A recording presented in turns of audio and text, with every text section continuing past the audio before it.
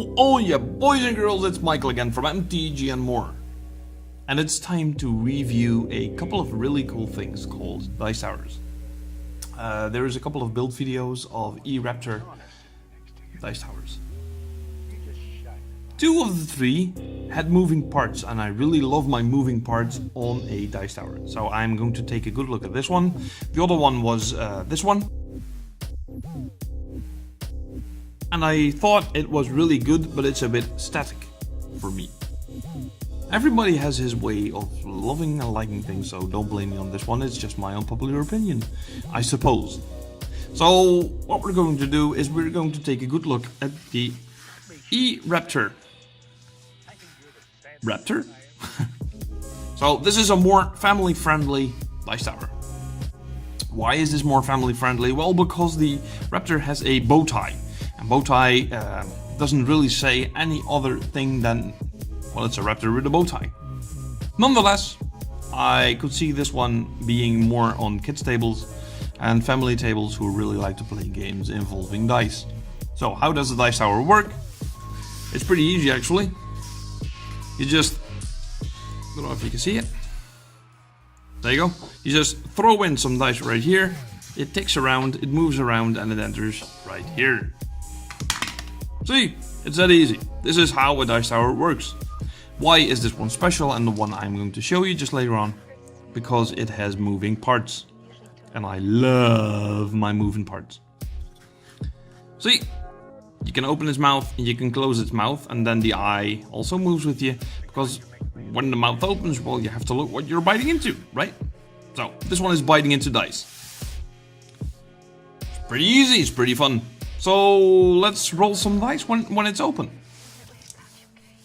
So just drop it in the mouth, and then 60 comes out as my percentile dice is carrying a 60. Does it also carry a lot of dice at the same time?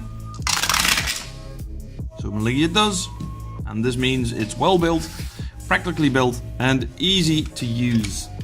When needed, it could even be broken down for easy carriage, but I won't recommend that. My big elephant hands just have a little bit more trouble getting the dice out, but it's just my big elephant hands, and that shouldn't be a problem nonetheless.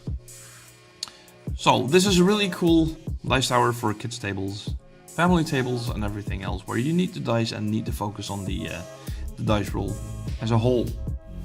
The other one, which I could be seeing more into RPG style things. Don't get me wrong, this is also great for RPG style things. This is just more a fun Dice Tower. So there's a fun Dice Tower and there's a little bit more serious Dice Tower, and the serious one we're going to show you right now, so hold on. And by serious, I really mean my serious. This is a steampunk style furnace. That didn't get me good. It's a steampunk style furnace. It has a full print just like the raptor has. And the overall quality is just as the same as the raptor because it's really good quality. The fun thing about this is this has just a bit more moving parts than just the mouth. And it has a bit more visual style attractiveness to it.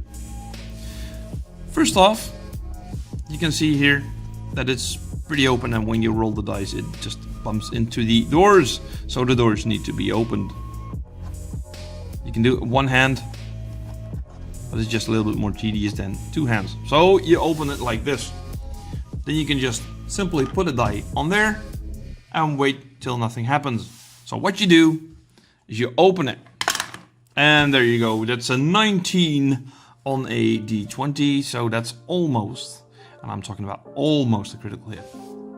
Damn, no critical hit this time, but a really nice furnace Dice Tower. So you can leave it open like this, or you can just raise the tension and just close it again, like this. There you go, like this, and just put the dice on top of there until you need them, and just pour them in when you open the thing, the lid. I tend to put it open like this because, well, here's a bunch of dice again. You can just smack it in there, and it uses the really good furnace. That was a pretty nonsensical sentence. you can use the furnace really good as a dice tower. That's what I wanted to say. So let's close it again. And when you look in the top, you can see the furnace is glowing like hell. It's all through the dice tower. It's a full print and you can see it everywhere, where you can possibly have a view. Then on the sides, it shows the different stairs of dice rolling pins. So that's where the dice knock onto. The back, you can see the size. It's a 28mm style door even. It has a full print, and what I notice now is that it even has some relief. So that makes it look really cool. So besides the door, you can put a miniature in front of it, and it could be used as a building even. When you look here, that's about the same as the other side, and this one as well. So, do I also have some downs on this miniature? Well, it's basically a miniature, but a dice tower. Yes, I do have. And why?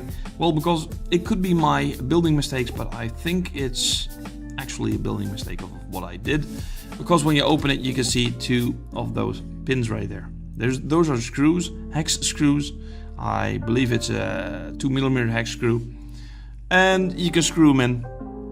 But when I did put those, I'm not sure, bolt heads, or do I know what they call them in English? When I put them on, the thing didn't want to go closed anymore. The thing didn't want to close anymore. My English stinks. I already had some alcohol, guys. So that's why I decided to leave them off, but it could be a mistake on my side, because I could be using the wrong caps, bolt caps or something. On top here, you can see them. They need to be snug fit and not really tight fit, because it doesn't move anymore then. The other one, there is some wooden pins stuck on here. I don't know if you can see them. My finger is on them right now. And they have a little bit of damage. That's because I went in too rough and I broke one off. And that's a bit of pity, because I really like the model. Does this mean it's a bad model? No, actually I highly recommend it when you're using some kind of science fiction stuff or steampunk stuff, or do I know what. It fits the board perfectly. So a family can use this one because it's really friendly. It's just a big evil furnace, but you can also use these in role-playing games or something. I could want to see them in basically every game where you have some science fiction or fantasy stuff. Is it cool? Yes, it's absolutely cool, just as the Raptor. I really highly recommend these, even above the static one. But it's a static one, so people want to have a static one. Other people want to have a moving one. They're all three the coolest things I have seen when we're talking about dice towers. E-raptor makes really good dice towers nonetheless. I have quite a lot of them, but it's all the static ones, so that's why I wanted to review these moving ones. Thank you for watching. Hope to see you soon. May the dice be forever in your favor. I'll see you next time.